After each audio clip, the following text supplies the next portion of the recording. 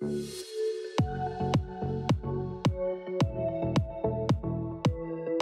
right, my friends, welcome to another video lesson. In this lesson, we're going to be discussing the use of still images and the manipulation of them as well. So over in my project panel, in my graphics bin, I have a sub bin called From Anthony, where all of my still images are living. Here they all are. And just like we did with the B-roll, I've made a string up for my images as well. You can see that down here. And here it is. Here are all my still images that we got from Anthony. So Anthony has a fairly robust Instagram account, and he was able to provide the original high quality images of some of the posts that he's made. So that's how we got these. So back over to my timeline here, my main edit. What I want to do is utilize a still image right after the end of his first soundbite here. I wanted to get into it. So starting right there and ending on that snare beat right there. So basically a couple beats. Get into it. Ending right there. So I'm going to grab this image because it's incredible. I mean, look at him. He's flying midair. I can't do that. So just like we did with B-roll and the sound bites, I'm going to copy this, Command or Control C, and head over to my interview sequence and make sure that it lands on V3, this track here, by turning off V1 and V2. And at the playhead, I will paste it in, Command or Control V. And I think what I want to do is have it appear right on the beat after he finishes his soundbite here. Into it. Cool. And then I want it to end on this snare hit here, right there. So with my playhead on that, I'm going to drag the end of this over, trim it back, and now we've got the image for the exact amount of time we want. Cool.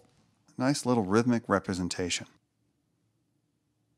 And the image itself is super cool, but it would be even cooler if it moved, if we could get a little motion associated with this.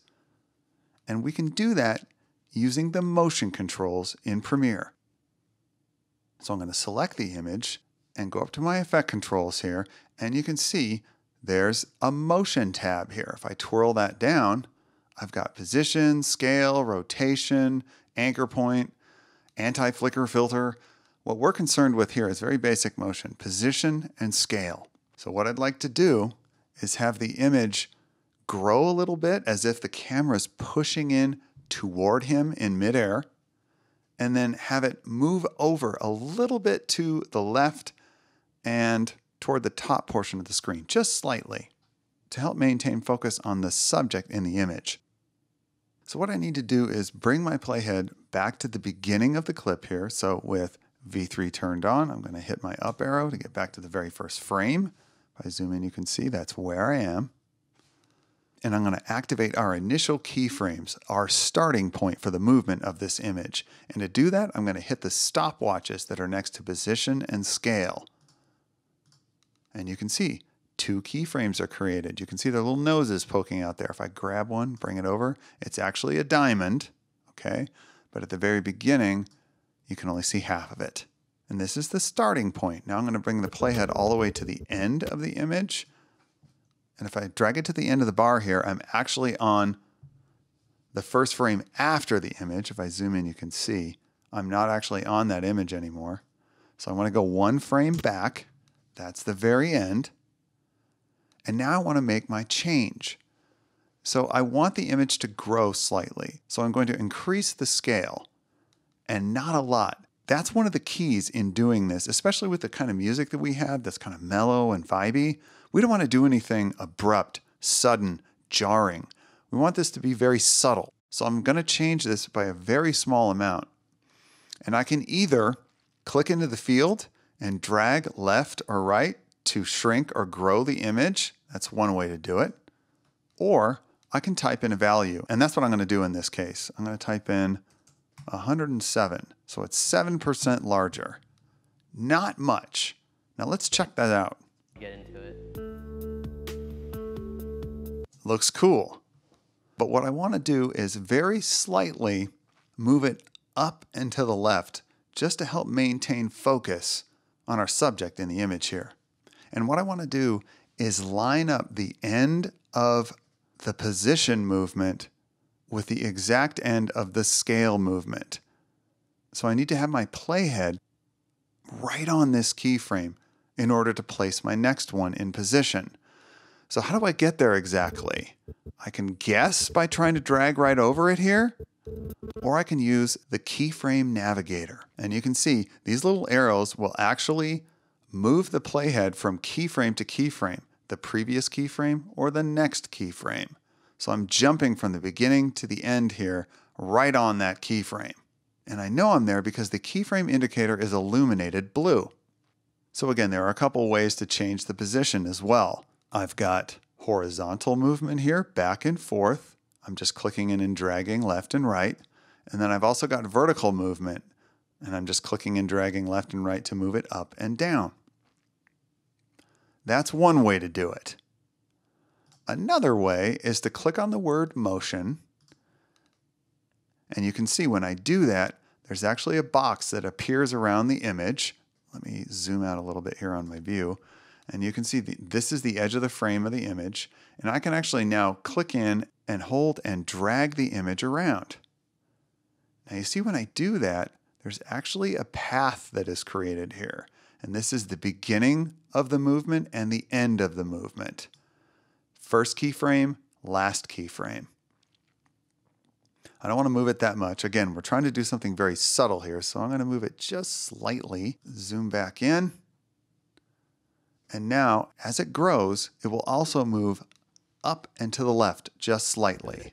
You can see it move along that path. All right, so let's check that out. See how that looks real time. Get into it. Nice. Like that.